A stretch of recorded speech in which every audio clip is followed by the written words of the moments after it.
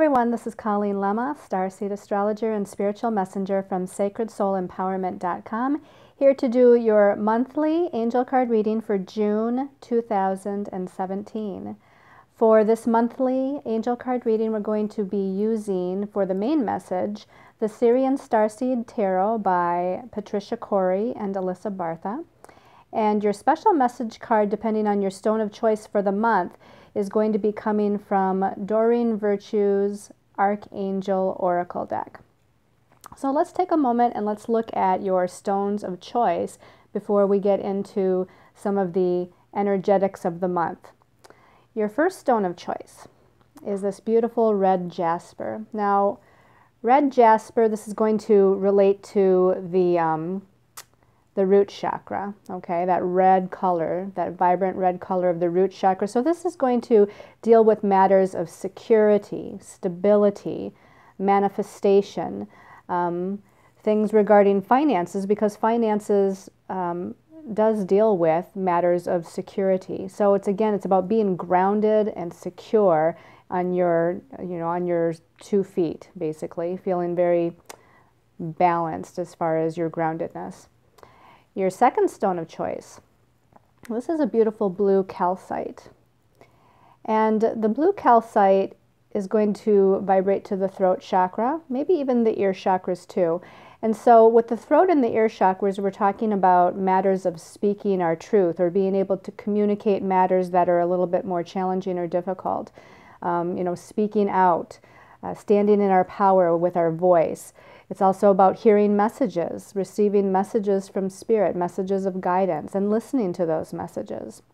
So again, that is your blue calcite. Your last stone of choice, or third stone of choice, this is black tourmaline. It's pretty good size black tourmaline.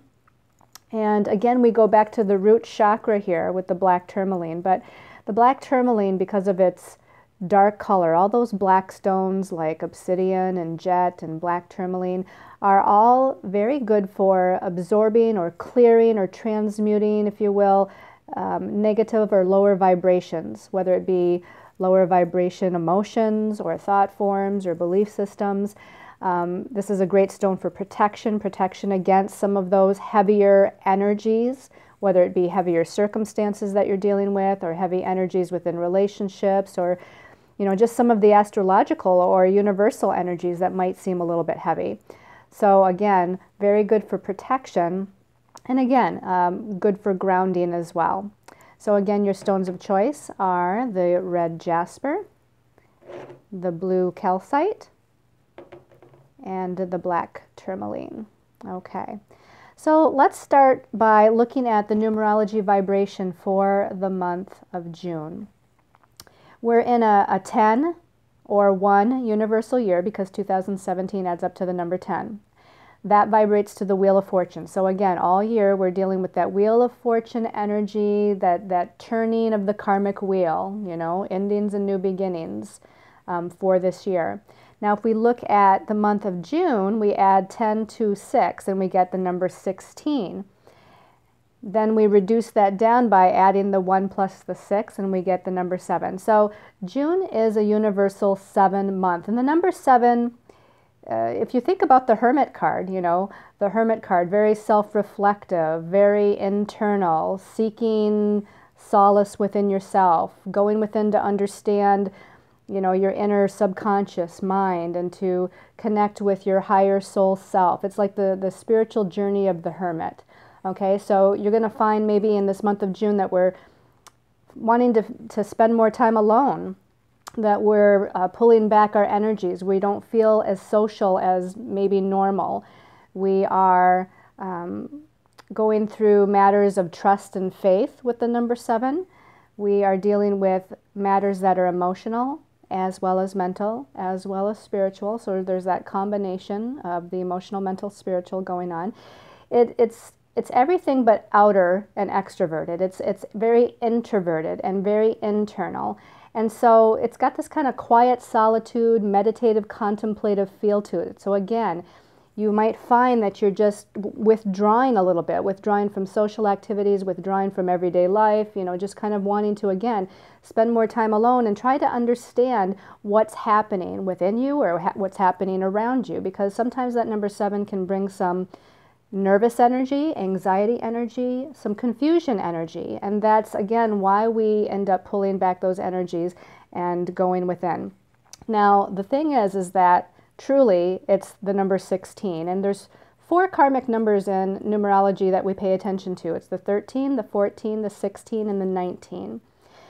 So because this month of June added to our 10/1 universal year, that adds up to the number 16, we want to definitely pay attention to that vibration since it's a karmic number. The number 16 in numerology is probably the most challenging of the 4 karmic numbers.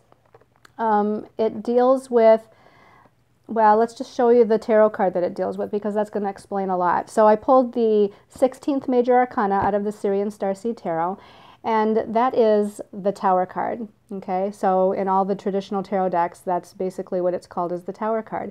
Now, this isn't, you know, this isn't to scare you or to make you nervous in any way. The Tower card is an energy to where the old structures in life have to fall or be taken down, so to speak, so that we can build a new structure, so that we can form something new. So if you can see in this particular Tower card, as in most Tower cards, we have a building.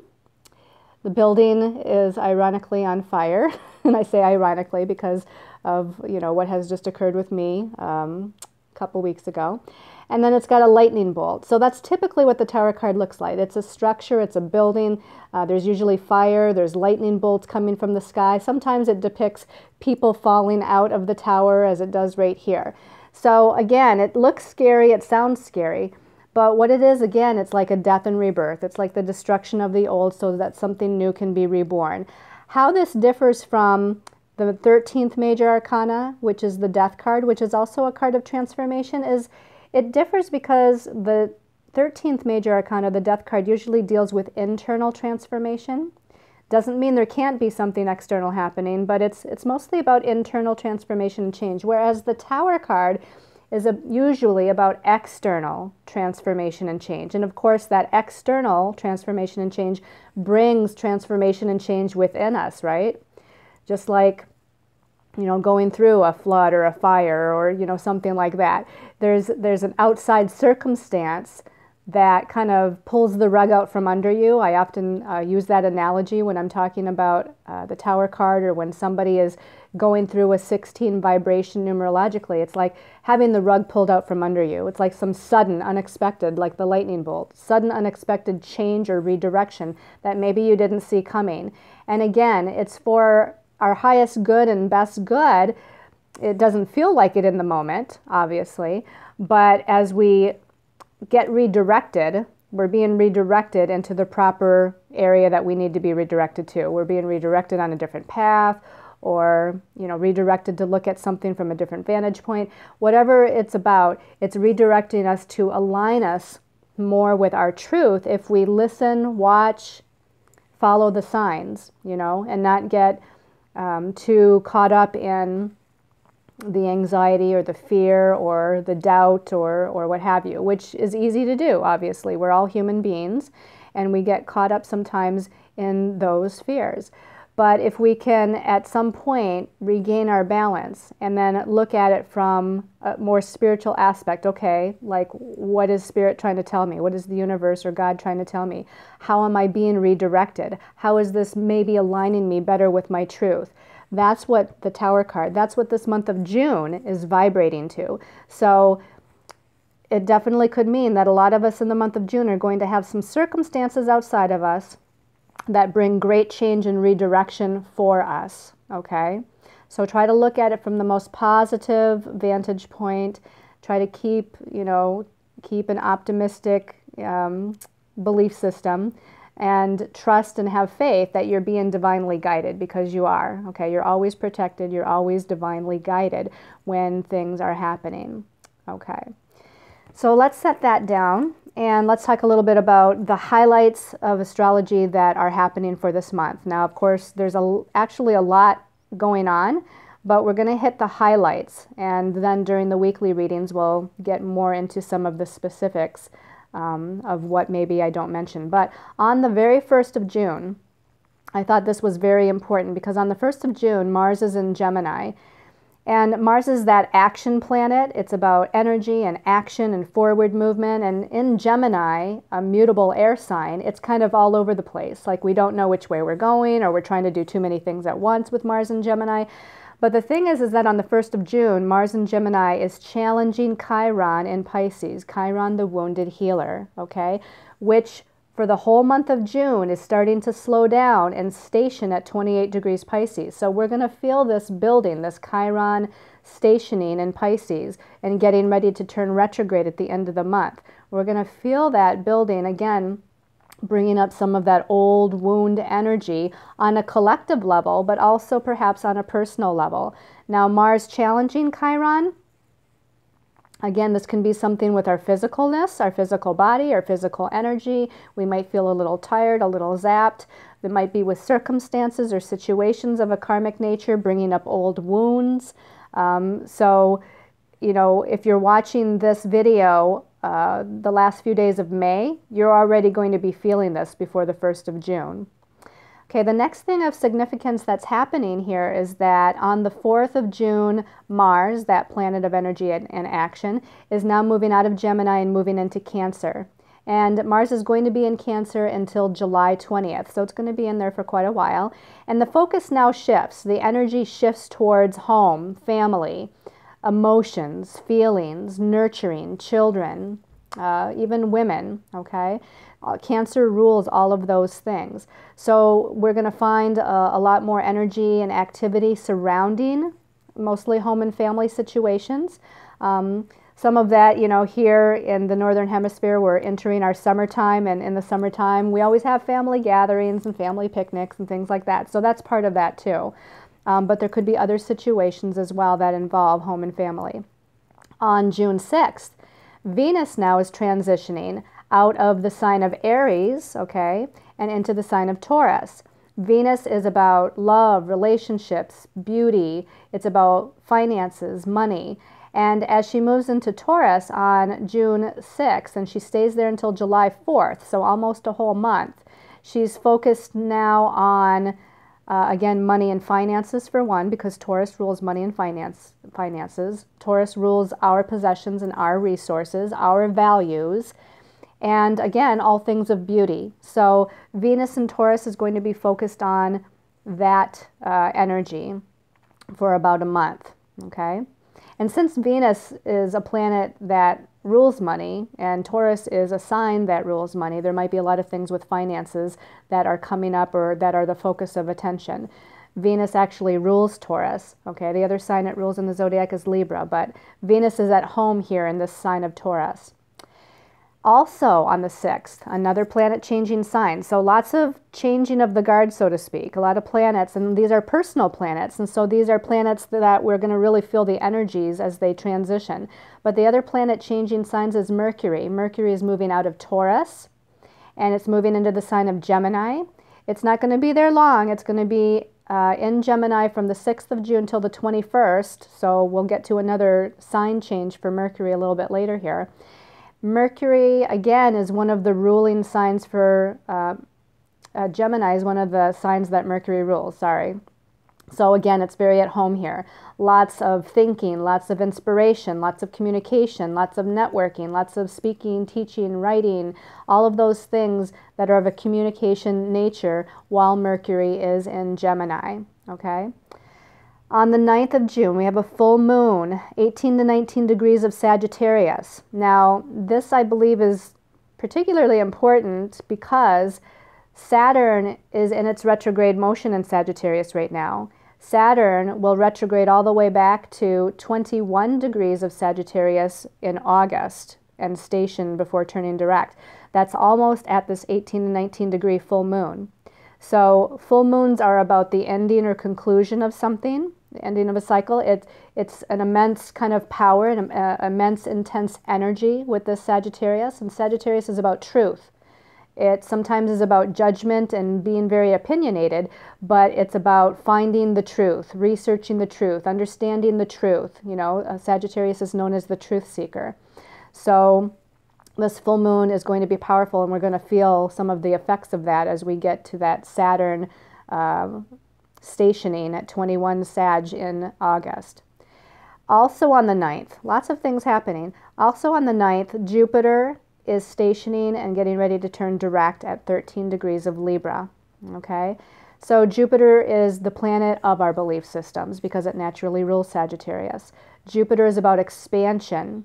It's about growth.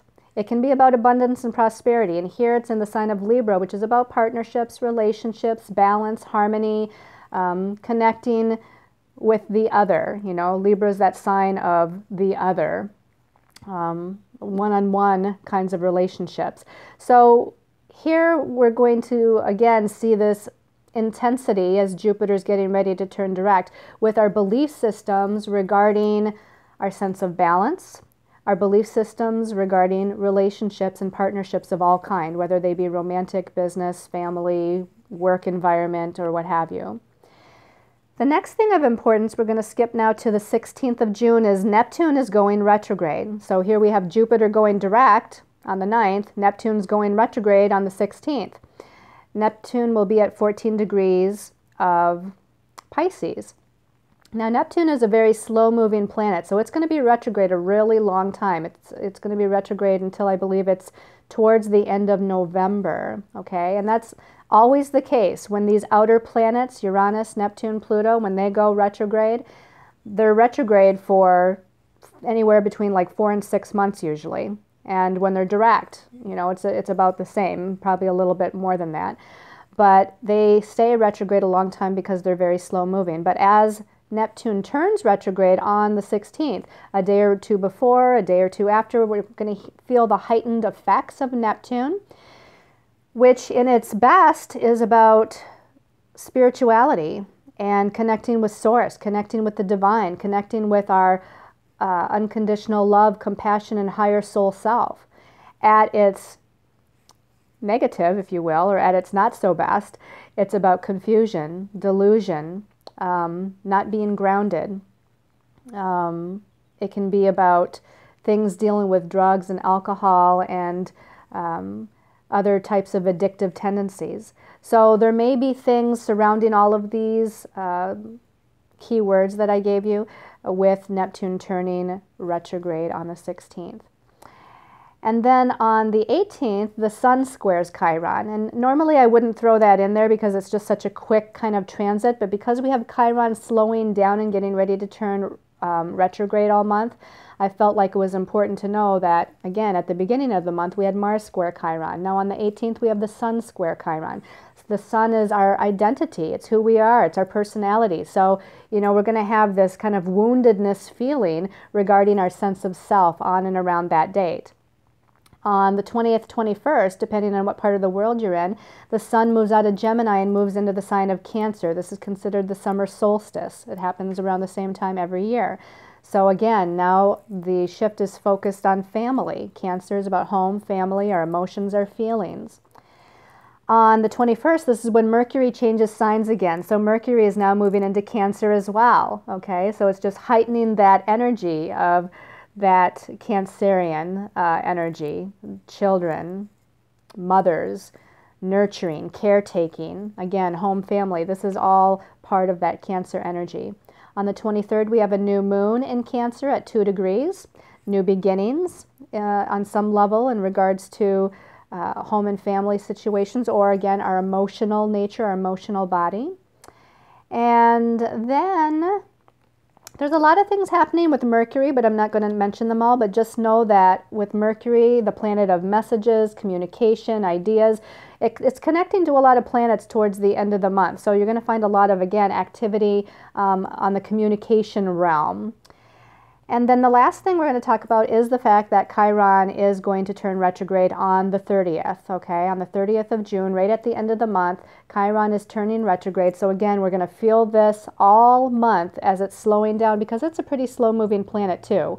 So its intensity is going to be even greater. And again, these collective wounds or our own woundedness from the past or from previous lifetimes is going to be highlighted for the whole month, but especially right at the end of the month when it starts to turn retrograde, we're going to feel this upsurge of that kind of energy, which I feel with the Chiron, you know, it really relates to the Tower card and some of the circumstances or situations that may come in that bring about huge change and redirection. Okay, so now we better get to the cards because we're already 20 minutes into the video. So I've already meditated and chosen the cards here. The first card is the Eight of Chalices. This is the Eight of Cups. You can see that there's a person here. They're walking away from these cups. Okay, and some of the cups are highlighted a little bit more than the others, but the Eight of Cups is often about some sort of emotional situation that we feel like we put enough energy in and we feel like we're walking away from it. The number 8 is about empowerment, so this is maybe about empowerment versus disempowerment, emotional situations. But again, might be a situation, maybe it's about a relationship matter, maybe it's about a situation that we're emotionally tied to, but again, we're feeling disempowered in some way, or we're feeling ready to walk away from it, ready to let it go. We're getting near the end because it's the number 8. The next number is the number 9, which is the last of the single digits. So we're getting close to the end of something here. And again, feeling, you know, you can see this person's wearing black. So it's almost like there's a sadness. There's maybe a frustration, maybe a little bit of a depression, but they're walking away from something of an emotional nature here.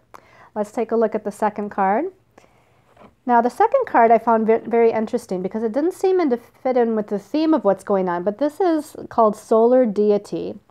It's Major Arcana number 19, which is normally the Sun card in the traditional tarot. And again, it's called Solar Deity, so that's pretty obvious. But when I turned it over and saw this, I felt right away the traditional meaning of the Sun card is about like career success, being more confident, highlighting your courage, your personality, feeling strong.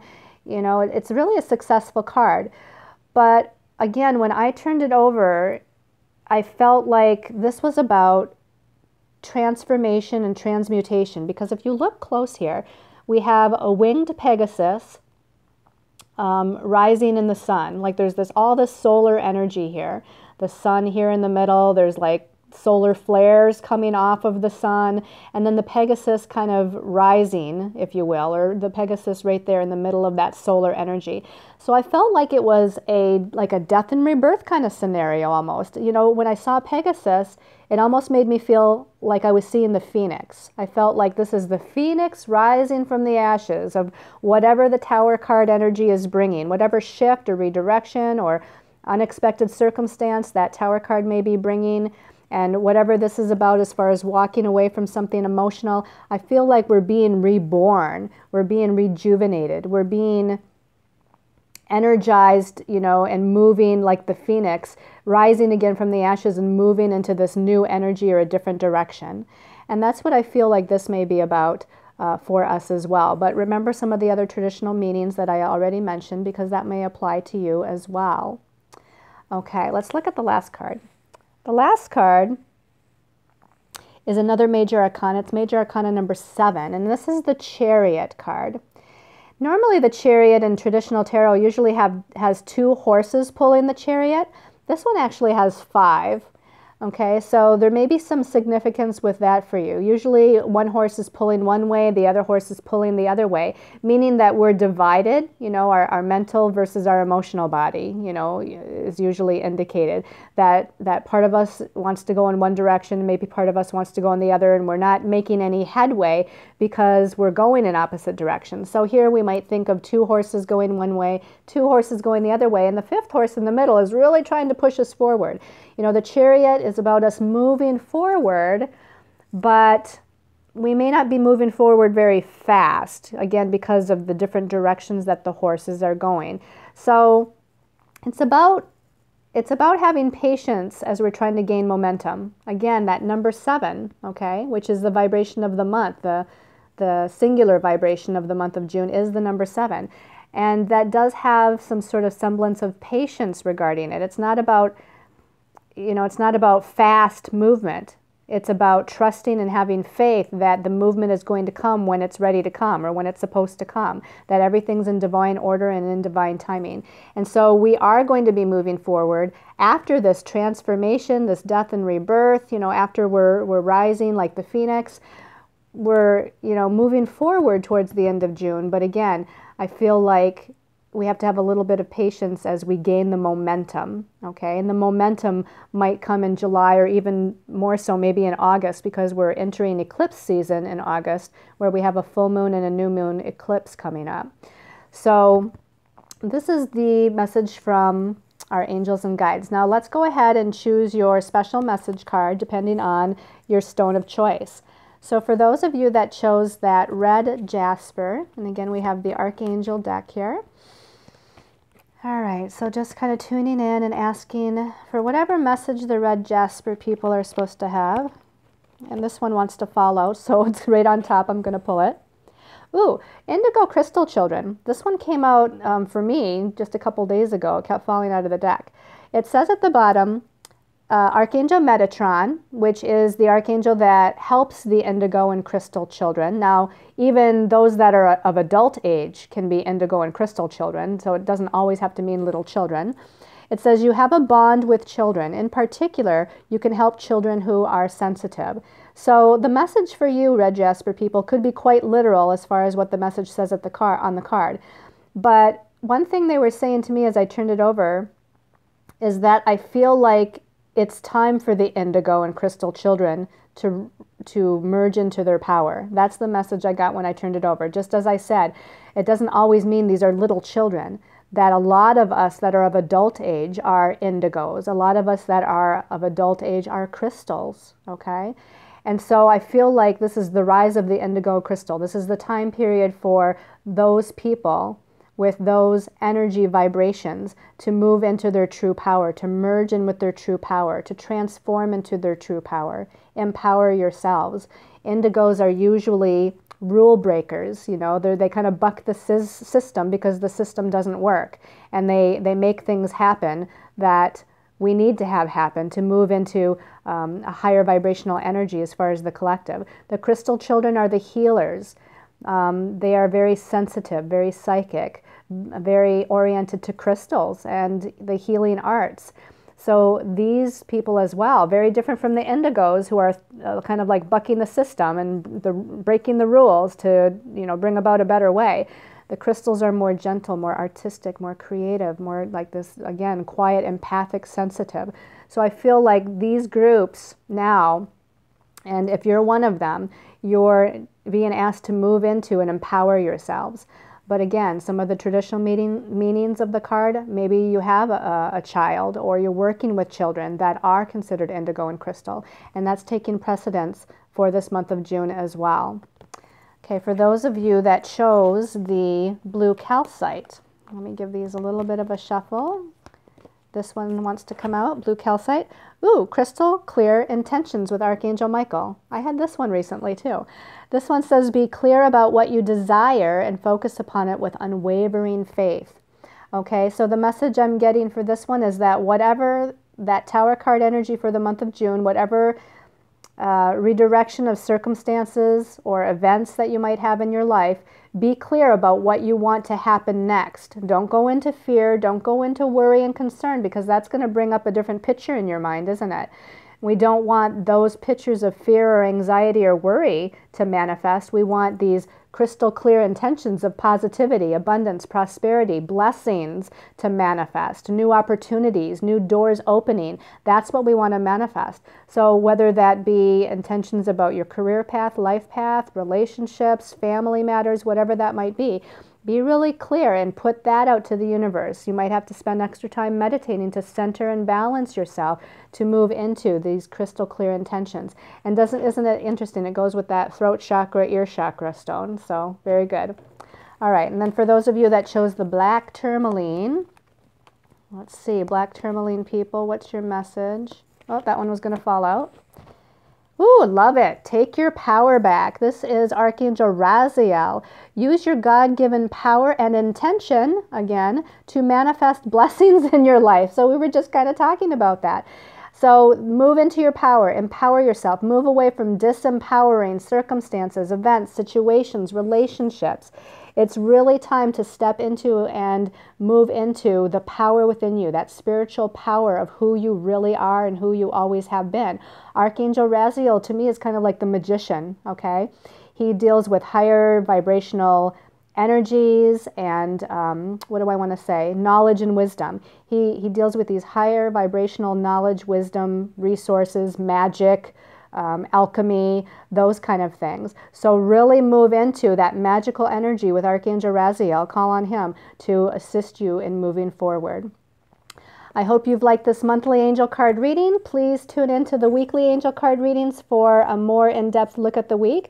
In the meantime, I send you all many, many angel blessings and much love and light. Mwah. Namaste.